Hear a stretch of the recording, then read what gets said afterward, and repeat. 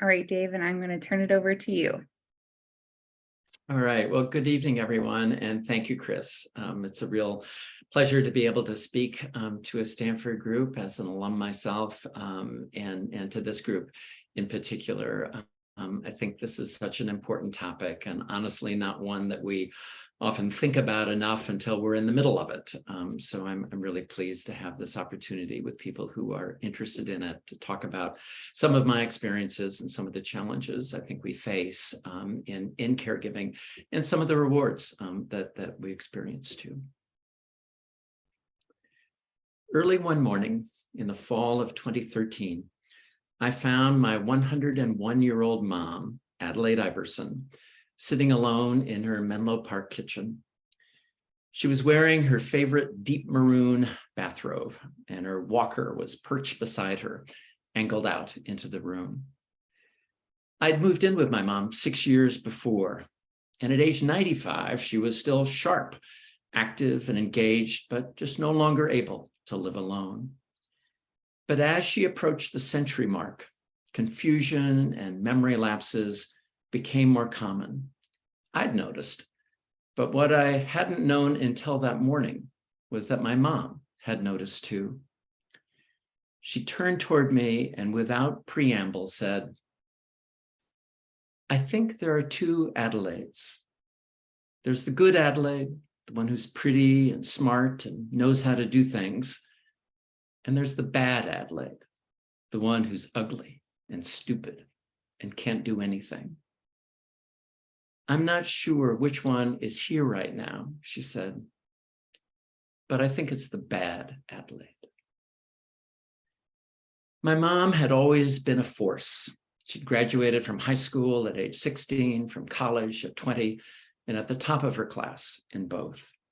She'd been a teacher, a devoted spouse, a mother of three, a passionate sports fan, a loyal friend, and a powerhouse volunteer. But now the long arc of her remarkable life was turning in a new direction. Yet she'd been able to describe what was happening to her with searing precision and without tears. She was like that. She didn't blink, confronting most challenges with a firm, no-nonsense demeanor. No one ever trifled with Adelaide Iverson, and that included me. When I decided to move in with my mom, I was a 59-year-old documentary filmmaker and broadcast journalist living and working in San Francisco. My life was full but flexible, and my partner, Lynn, the woman who would later become my wife, was understanding of the choice I wanted to make. My mom and I had always been close. We'd enjoyed each other's company, and we'd always shared an easy bond. And now, when she needed help, I figured I was the guy who could provide it. And without a great deal more thought than that, I moved back into my childhood home. But of course, there was so much I didn't know. I didn't know I could get so exhausted. I didn't know I'd be capable of getting so frustrated or so angry. I didn't know that I'd be joined by remarkable women caregivers who became my teachers, my comrades, and my kin. And I didn't know that the Parkinson's disease that I'd been diagnosed with recently would actually prove to be less challenging than being a caregiver. And I sure didn't know that after I moved in, my mom would live for another 10 years before passing away at the age of 105. The choice I made to care for my mom is going to become increasingly common, I think, in our ever-aging society. In a sense, of course, that's why we're having this discussion this evening. Now, you've no doubt heard plenty of statistics about aging in America, but here's my favorite data point. Someone turns 65 in this country every 8 seconds. So think about that for a moment.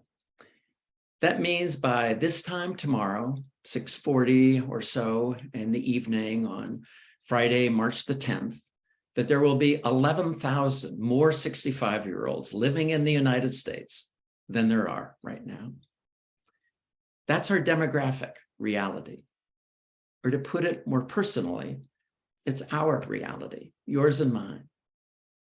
Whether we are spouses or partners, parents, sons, daughters, everyone who is here today has either already or is in the process of caring for someone, will someday care for someone, or will need care ourselves.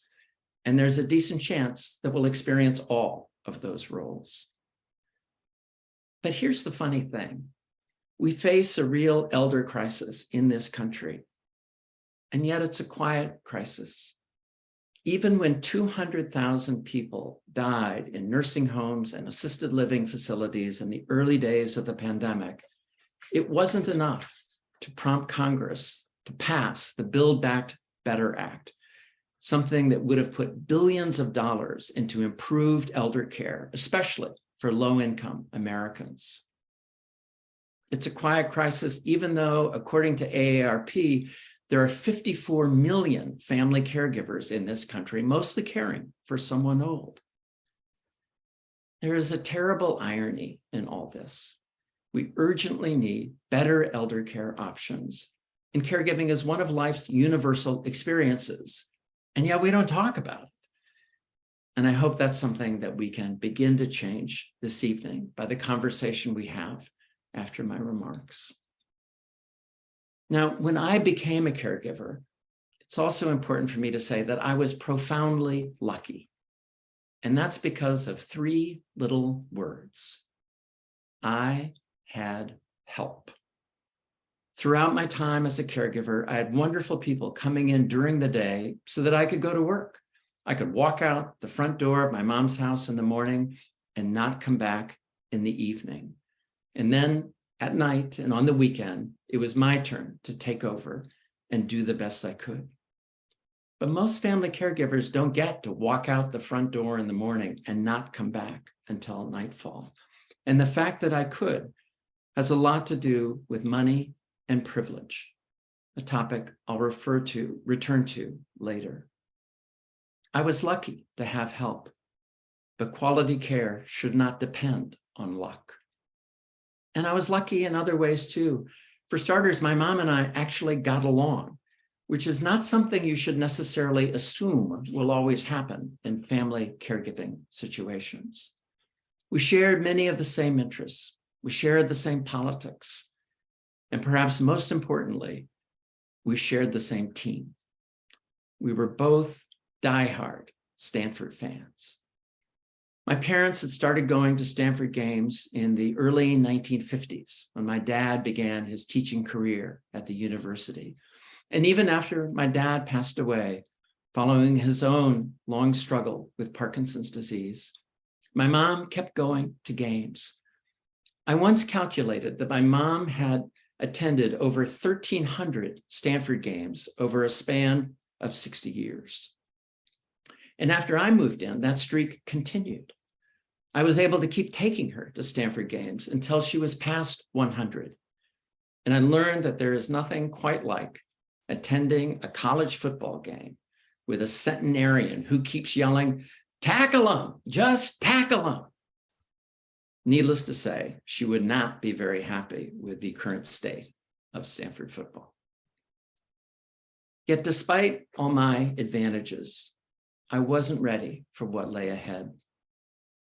Caregiving, as perhaps many of you know, can be exhausting, maddening, and relentless. And yet, it also provides moments when you feel you understand life's purpose in a way you'd never quite understood it before. Caregiving, I think, places you right at the center of life's cross currents. You experience love and loss, anger and joy, usually while exhausted and often on the same day. And I think that's because caregiving at its essence is so intense, so physical, and so intimate. You learn how to transfer someone from bed to commode and back again, to clean someone else's skin, or spoon feed someone who can no longer chew. And as adults, we're almost entirely unprepared to do that. Sure, you might have done that at one point for a newborn. You might be doing that now for a newborn. And yes, there can be striking similarities between what you do for a very young child and what you do to care for someone who's very old. But those similarities also illustrate the profound differences between those two roles. Changing your baby's diapers, not a big deal. Changing your mom's, not exactly the same experience. And while it's true that no one is fully prepared to become a parent, I think only a very few are prepared to care for a parent. What little I did know about caregiving before I moved in with my mom was shaped by remembering how my mom had responded to my dad's long journey with Parkinson's. It wasn't so much how she cared for my dad, it was how she lived with my dad. Her approach to Parkinson's was emblematic of her approach to life. No nonsense and action-oriented. You get up in the morning and you do what needs to be done for the good of your family and the good of society. And after my dad's diagnosis, they still had plenty to do. There were all those university lectures to still attend, all those political campaigns to follow, and of course, all those Stanford teams to cheer for. Being action-oriented gets tougher over time. My dad's last years were difficult, both physically and cognitively. And when my mom could no longer care for him at home, she had to move him to a skilled nursing facility. She was there every day. She'd arrive at 9 in the morning, dressed to the nines, on a daily mission to make sure my dad got the best of care. You do not comb his hair like that, she would command. You comb it like this. You do not call him sweetie or Bill. You call him Professor Iverson. I used to think that when my mom was spotted arriving at the nursing home parking lot, that someone probably got on the intercom to alert the staff. My mom may have been all business, but her business was us, her husband, her family, and her community. And so when the time came that she needed help, I remembered all that she'd done for my dad, especially during his last difficult years. And while it may sound odd, I think the fact that I'd been diagnosed with Parkinson's a few years before made me want to help that much more. In a sense, I think I felt like I was completing part of my family story and bringing it full circle. My mom's fierce devotion to my dad never wavered, but I cannot say the same thing about my own steadfastness as a care provider. I wavered plenty. As my mom began to decline, both physically and cognitively, caregiving got tougher. Nights in particular often seemed endless. It wasn't safe for her to go to the bathroom during the night, so we installed a bell by her bedside that she could ring when she needed to get up and go.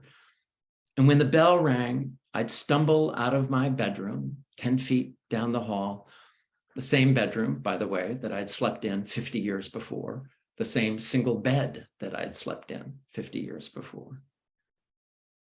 I'd get up, help her into the bathroom, help with the task that followed, help her back to bed, and then try to get back to sleep, knowing that the bell might soon ring again.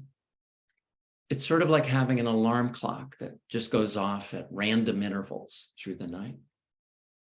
And those 3-bell nights, as I came to call them, took their toll. And of course, when you're tired, your shortcomings become that much more exposed. Your patience diminishes and your shortcomings advance. So I'd like to tell you some of mine, because it's not a bad thing to be aware of your shortcomings if you're going to be a care provider. For starters, I'm someone who likes to be in charge. And when you're a caregiver, you are so definitely not in charge. I'm also someone who likes to be right. And not only that, I like explaining to you why I'm right. It took me too long to realize that being right, especially when you're caring for someone whose dementia is progressing, really doesn't matter at all. It wasn't useful or kind for me to correct my mom when she said something that wasn't true. And it took me way too long to understand that, "Mom, don't you remember?" is one of the least useful phrases in the English language. And it took me too long to realize that my job as a caregiver wasn't to correct, it was to comprehend, to try to understand the truth behind her words, the truth of her experience. Here's an example. One day when my mom was well past 100, I walked into her bedroom and was greeted with an intense glare. This wasn't entirely novel, but what she said next was something I never expected to hear.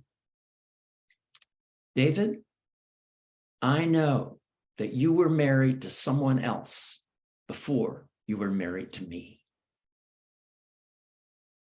I've since learned that it's not uncommon for someone with advancing dementia to conflate family members. Sons become husbands, wives become daughters. But in that moment, all I could think to say was, "Mom, I'm not your husband. I'm your son, David." It didn't register. It was baffling and bewildering and mind-bending. One day, she even asked me if I'd like to crawl into bed with her. But in a certain way, I realized in time that those statements actually made sense. My mom had always preferred the company of men, something I used to love teasing her about. And that Adelaide hadn't gone away. She'd just become a starker, more concentrated version of herself.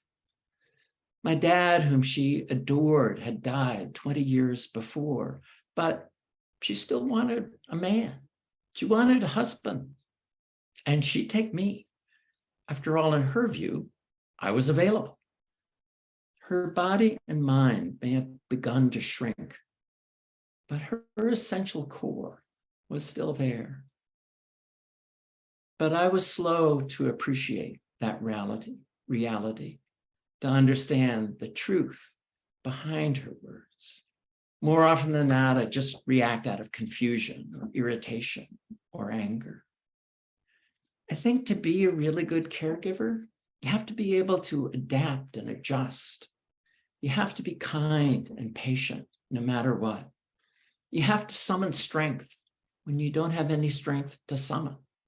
You have to realize that, sure, you're exhausted, but the person you're caring for is probably exhausted too, not only from lack of sleep, but from what must be the incredible strain of looking out into and then negotiating a world you no longer fully understand. In other words, I think being a good caregiver means you have to be loving. I mean, really loving, at least 90% of the time. That's a really hard standard, and one I often did not reach. And that was revealed by another shortcoming of mine that I'd like to mention. And that was my capacity for anger.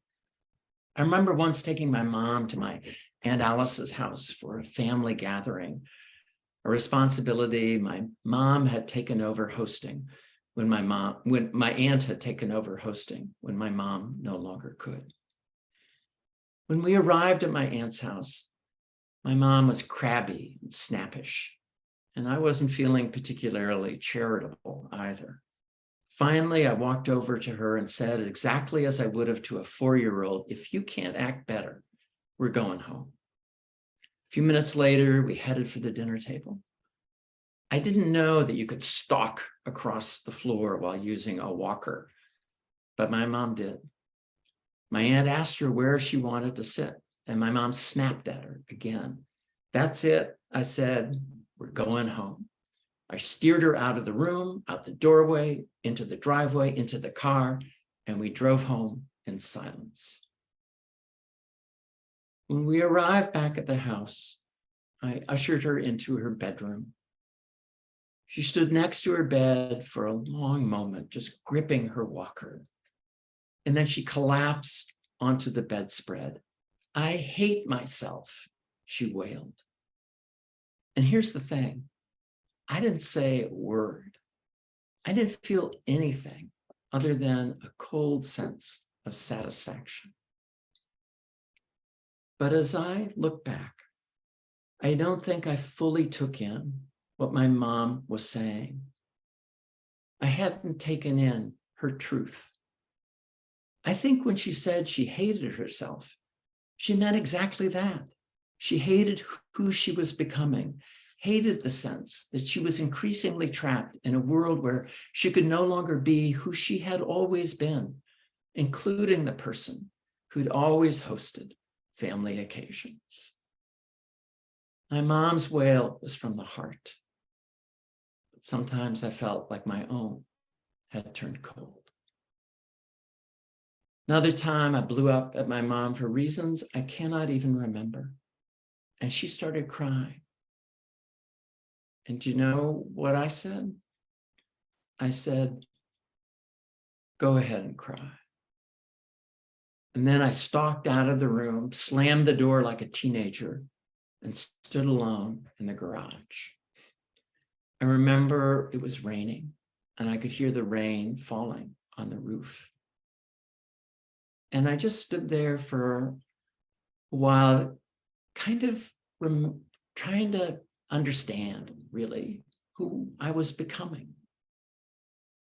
And then I walked back into the kitchen and sat down beside my mom. And then I was the one who burst into tears. And my mom looked up at me and said, don't cry, David, don't cry. So this is caregiving, right? I mean, you experience everything. You get the Stanford games, but you also get the tears of anger, and if you're lucky as I was, tears of forgiveness too. You get all of it, and sometimes you get all of it on the same day. So how do we get better at providing care for the old? Well, for starters, we have to lobby our elected officials to provide more funding for elder care, including options that would allow people more easily to remain at their own home. But we also have to do more to support those who care for the old, including family caregivers. Because here's something I came to believe. All family caregivers need more help than they think they do. And all family caregivers come to that realization later than they should. And here's something else we can do. We can advocate for better pay for professional caregivers. Remember, I was lucky. I had extraordinary help from the women who assisted me. And I would like to tell you their names. Mele Taufa, Eileen Khan, Ronette Morales, and Sinai Latu. Those were the remarkable women who joined me for most of that decade. When I fell flat on my face, they lifted me up. When I stumbled, they just admired that I was trying. They taught me that caregiving is at its essence a physical act of love that must be renewed each day. And those remarkable women, all immigrant Americans, all women of color, all women for whom English was a second or third language, gave me an extraordinary gift. They were there when I needed them.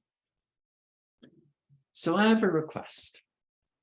The next time you hear someone say that those who come to this country should be required to have special skills, Ask them what those skills are. Because of course we want skilled immigrants to come to this country. But it's not just the technological skills we so often prize that we need. We need the skills that caregiving demands too. The skillful touch, kindness, compassion.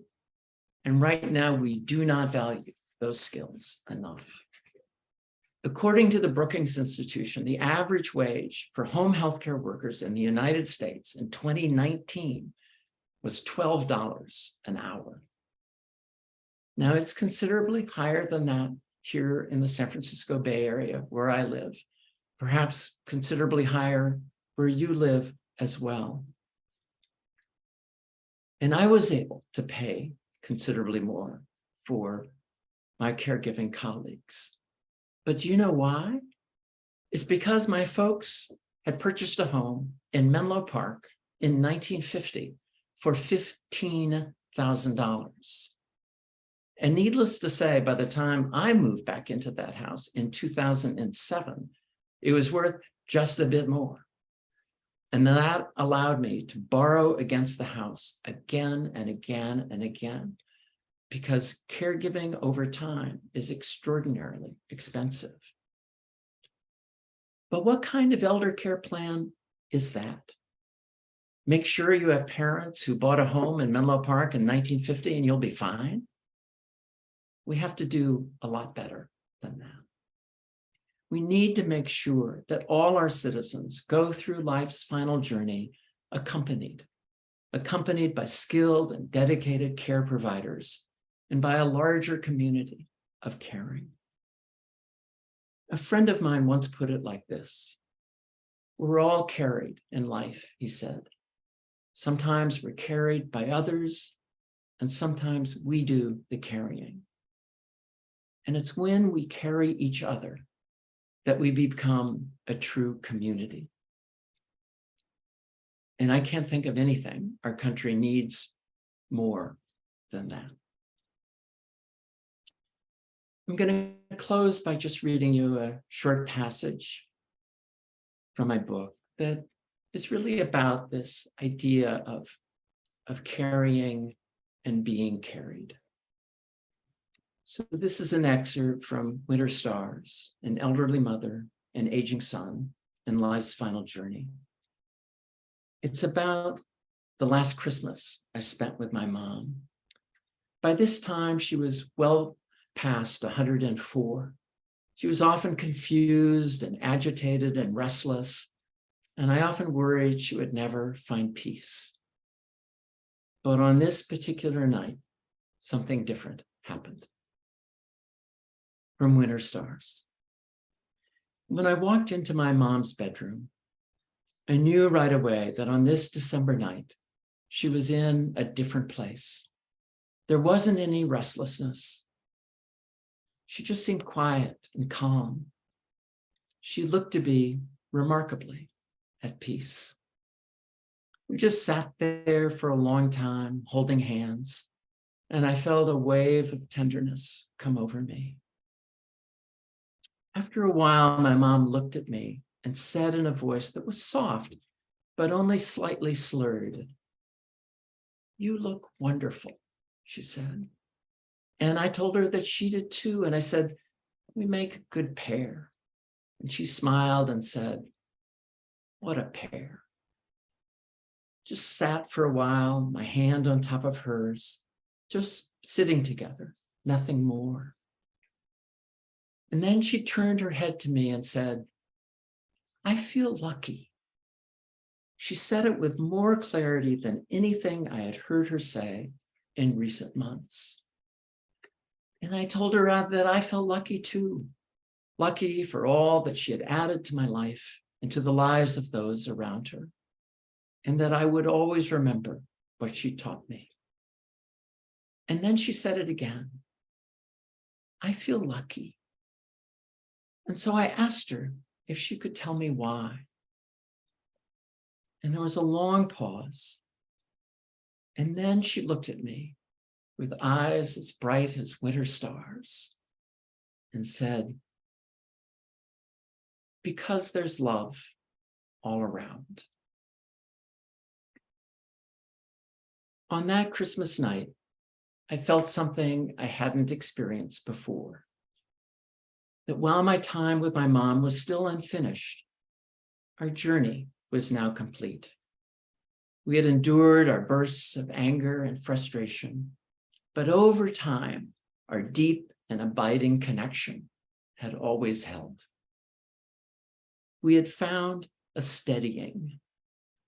And while the currents of time and age had taken us into territory we had never imagined, we'd kept traveling. And that journey had carried us to our truest destination as mother and son. It had brought me to the bedside of someone I loved so that I could hear the deepest of all truths, that love is all around. Thank you. With that, I'll stop and hope we can have a conversation about caregiving, and will do my best to respond to any of your questions. Wow. Thank you so much, Dave. So powerful. As first generation and low income alumni, especially from Stanford, and have graduated from Stanford, I know that a lot of folks in this room, I don't want to speak for everyone, but we feel and can feel a lot of pressure from our families to be the first ones to earn and to really excel in our career, and to be on that pathway and to be on a career ladder, but then are sometimes then called back in this caregiving role, and to caregive financially, but then also to caregive in other ways. And so you've reflected on this a little bit in your talk and also in your book, but can you talk a little bit about what it was like for you to make the decision not only to be a caregiver for your mother, but to actually go back into your childhood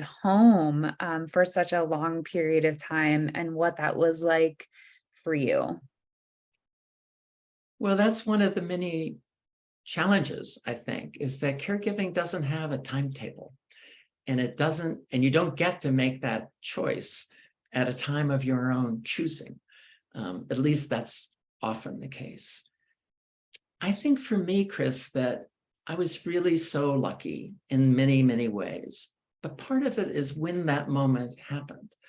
I was at a point in my life when it was easier for me to do that, right? My career was well established. I was doing well.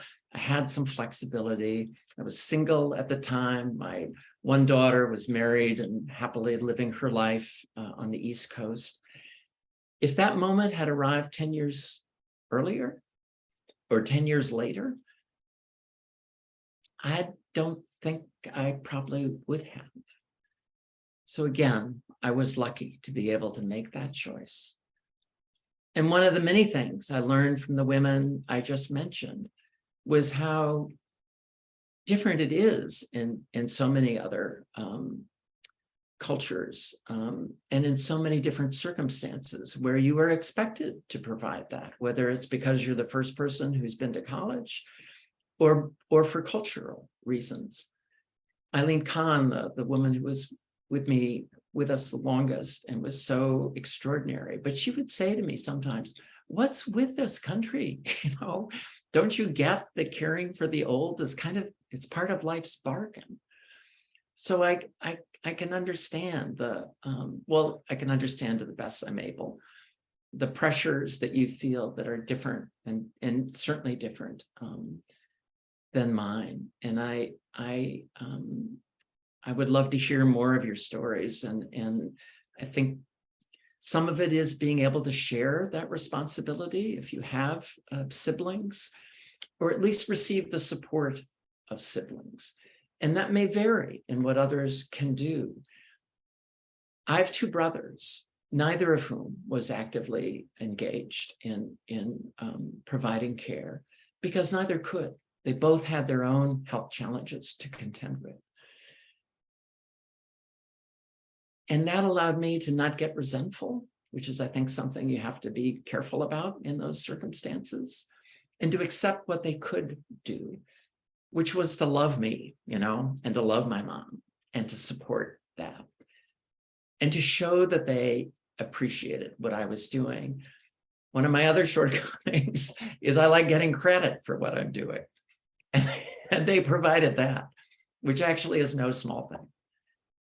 I will say just in last is that there are also some advantages to being in it alone. Or not alone, I shouldn't say that. To being the person who has to make the decisions. Because they were my decisions to make, My brothers didn't second guess me.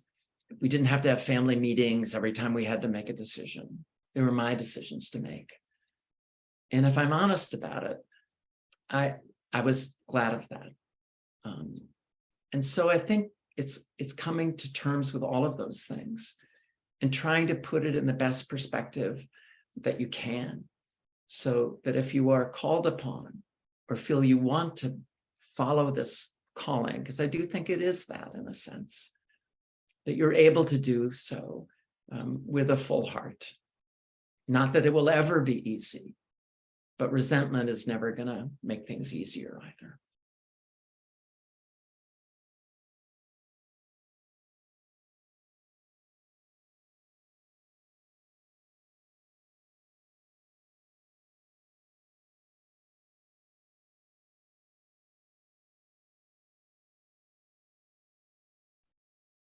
Thank you for being here and for sharing your story and your journey. Really was so touched by, all you shared with us tonight. I was wondering if you'd be willing to share more about what it was like in the months or years after having lost your mother. Since I've heard that caregiving can be such a big identity to take on, that once you may no longer find yourself in that position, it can be hard to move forward. Yeah, such a great question. Well, I will certainly admit, and I write about this some, there were plenty of times when I thought I'd look forward to that day, when I wouldn't be, when my mom wouldn't be present, and that I wouldn't have that responsibility. But then in the last years of her life, I did not feel that way, in part because I decided in the last year and a half of her life that I could only be there 2 days a week, that we could arrange the financings, that I had more care, and that I would just be there 2 nights a week. And that made a huge difference. But yeah, when my mom died, I remember that next morning,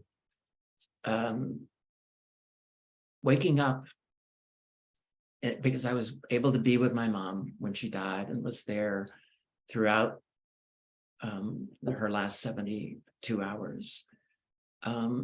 Waking up and then just bursting into tears because I felt like this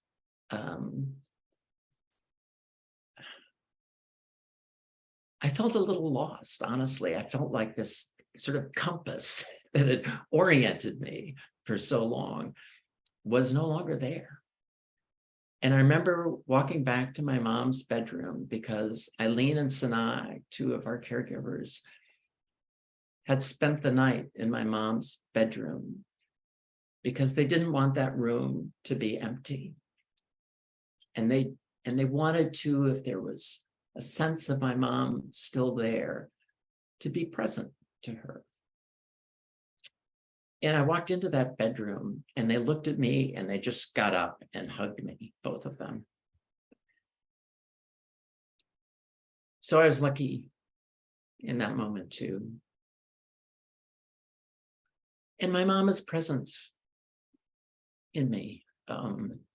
This can still be, as you can probably tell by my voice right now, still an emotional topic, even though I've talked about this many times. But I'm comforted by her presence, and I'm comforted by the greatest gift that she ever gave me, which was that she trusted me And I felt fortunate to have tried to do my best and to have made the best decisions that I could, and that she would have supported that. So I don't have regrets at all. And that, again, is a great good fortune. But yeah, she's all around me, even in this room. Her picture I have when she was 99. One of my friends arranged for her to get an autographed Stanford football. And it was this was in the good years. This was when Andrew Luck was quarterback. So it's autographed by Andrew Luck, among others. I still have that football. Always will.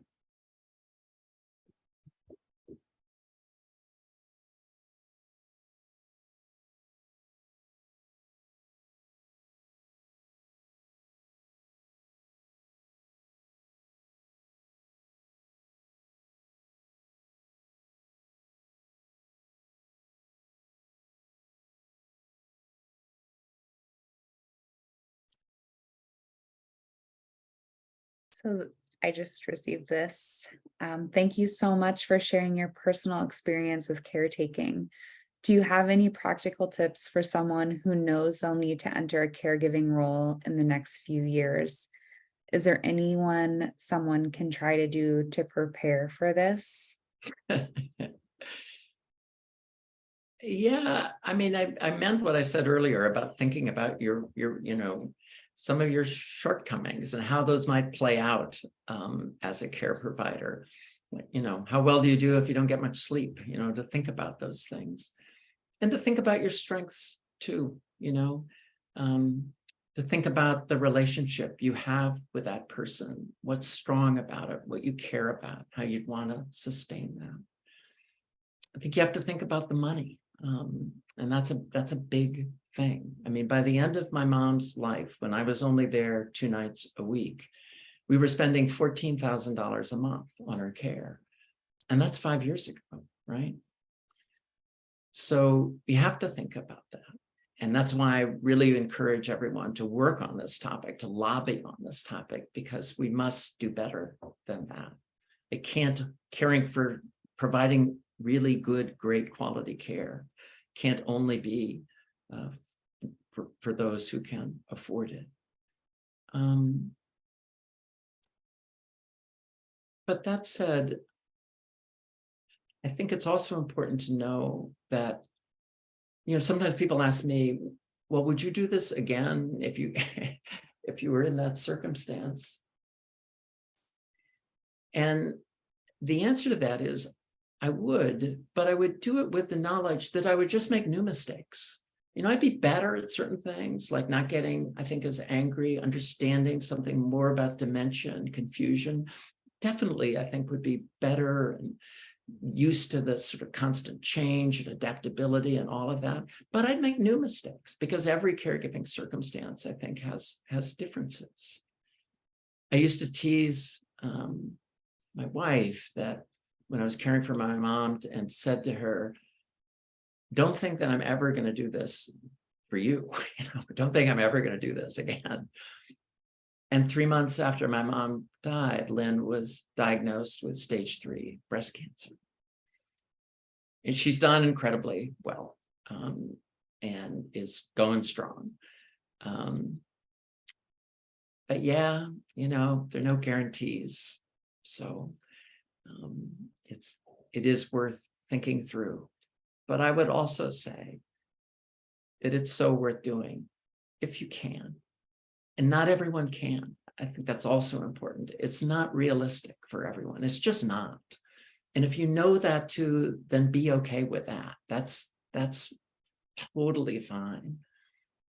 But if you're able to, or if you're able to just be there some of the time or be there more, I can really say that you will not regret that presence, and that great insight can come from it.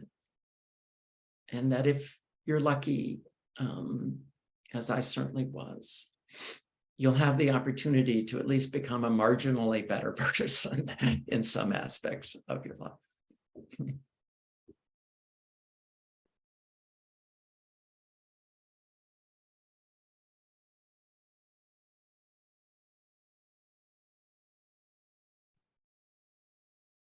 Hi, David. I have a question. First, thanks for sharing your story. I was wondering what federal, city, or local programs or resources did you tap into, or do you recommend that we can tap into for easing the financial costs of elder healthcare? Yeah, such an important question. I think one thing is just to be aware of what's there and what isn't. Some people have the impression, for example, that Medicare will pay for home health care or pay for someone's care in an assisted living facility or nursing home. Medicare does not pay for that. So for starters, it's good to just be aware of those things. Now, Medicaid, or Medi-Cal, as it's called in California, can pay for both providing some help at home or to pay for someone's care in an assisted living facility. And you can qualify for Medi-Cal without counting your house as a resource. So it would have been possible, for example, in my circumstance, because my mom, we could have spent down, well, we did spend down all of her savings within, 6 months' time. And she had some Social Security and my dad's Stanford retirement, but that was fairly modest, $3,000 to $4,000 a month. And our care expenses were easily double that, eventually 3.5 times that. So we could have qualified. The trick to remember, though, is that Medi-Cal can come back later and recoup what they pay for from your house. And honestly, for me, it just didn't feel right to do that. I felt like we have resources. We have this house that's now worth, which is a little 3-bedroom ranch house in Menlo Park that's worth an absurd amount of money. We can do this. But I think just getting smarter about all of those things. There isn't a lot, frankly. I mean, the Build Back Better Act, which Congress did not pass in December of 21, would have made a huge difference. President Biden, to his credit, brought it up again in his State of the Union message last month. We just really have to lobby to make sure that that changes. And so that's part of what I think we have to get prepared for too. But there isn't a lot. There are plenty of things, there's Meals on Wheels, there are day support programs that are offered where you can take someone to a place where they can, be there for the day. There are many options like that. There's something called Centers for Elders Independence that gets state money that provides a lot of those services. But there's not nearly enough. And at least being aware of that and going in with your eyes wide open about that is important too.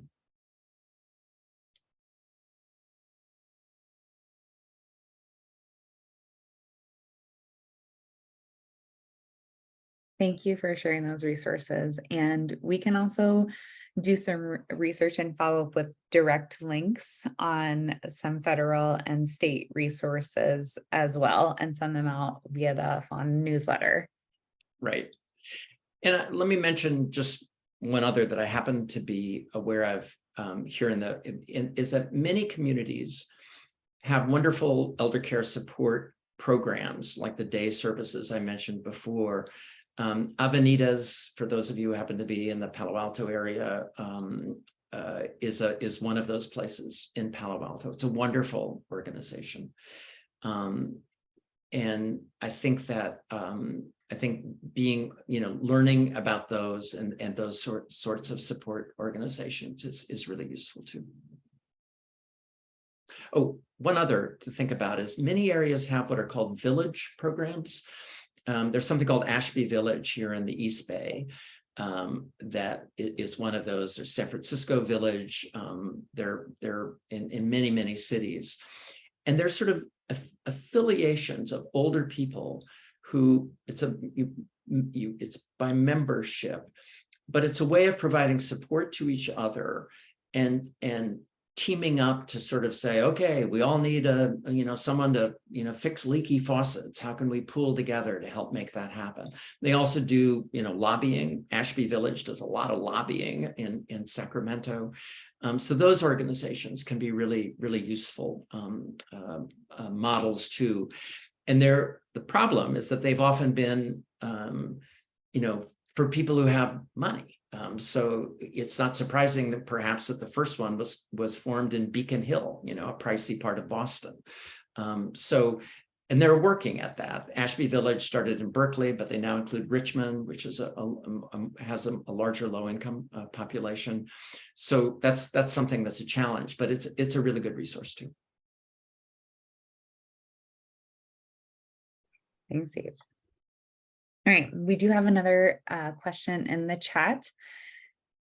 Thank you so much for your reflections and insight, David. I've noticed the toll caregiving has taken on some of my relatives and observed that during especially tough times, they can be dismissive of the elders' wishes or desires. What would you recommend we keep in mind / do to ensure we continue to respect an elder's agency and individuality? Yeah. Well, that's really the key in so many ways, isn't it? Part of what I learned as I tried to describe was just working at understanding the truth of that person's experience and trying to understand the truth behind her words. I think that really matters. There's that old saying that everyone's entitled to their own opinion, but not their own set of facts. Well, I don't think that really applies to the old, and to someone with dementia. When my mom would say something like one of the examples I gave about, I know you were married to someone else before you were married to her, that wasn't her opinion. Those were her facts, and she was living those facts. So I think remembering that and trying to put yourself in this other perspective and trying to imagine what it must be like to look out on this unsettling and strange terrain, to understand that, and to not say, well, don't you remember, or correct someone, is really important to the very point of your question. I heard a great talk that a neuroscientist gave for the California Academy of Sciences recently, where she said, one thing you should think about is saying yes and. So that if someone says, I was a Rhodes Scholar, as my mom sometimes said, and she was not, rather than saying, no, you weren't, to say, well, yeah, wow, well, tell me more about that, because that can take you somewhere rather than just shutting off the conversation. So to say yes rather than no, and to say, well, and what more, can you say about that? I think is a really, really useful thing to remember too.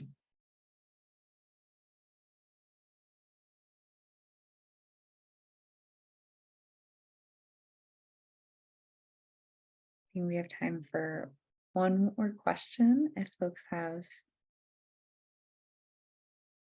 one last question or even a reflection or something that they would like to share.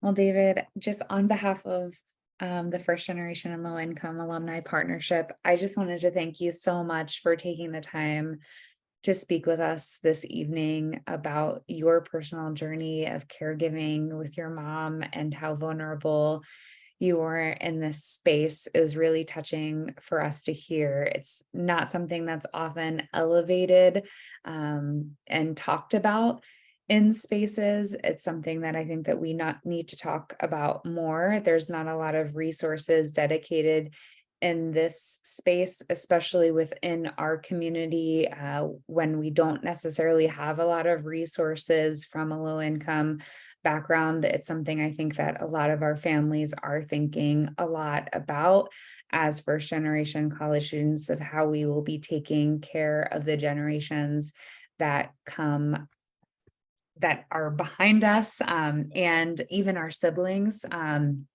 As we are often the first ones that went to college, and maybe the only one of our siblings that did go to college, and we are caregiving for a lot of our family members and even our aunties and cousins. So we really appreciate you taking the time tonight, and just wanted to say thank you. Well, thank you. Thank you all. Thanks for being here. Thanks for your really, really great questions. I just want to say one last closing thing, if I might, which is to the question that Edgardo offered earlier about organizations or resources. One other thing are just, there's something called the Family Caregivers Alliance, for example. And there are other organizations that take caregiving really seriously. A great favorite of mine, because of its obvious focus on Parkinson's, is the Michael J. Fox Foundation for Parkinson's Research, which really, cares about and understands what caregivers to people with Parkinson's are facing. Dance for PD, which stands for Dance for Parkinson's, is another organization that provides wonderful programs, not just for people with Parkinson's, but for their care partners. And I will mention those. I'm mentioning those in part along with Avenidas, because this is the self-serving part of what I'm going to say now, because the royalties for my book are all going to those organizations, to the Fox Foundation and Dance for PD and Avenidas. So think about those as resources that can be helpful too. Great. Well, thank you so much. And we will follow up with other resources and links to them as well, and to your book via the FLAN newsletter. Thanks again, everyone, for joining tonight, and have a lovely evening. Thank you. Good night, all.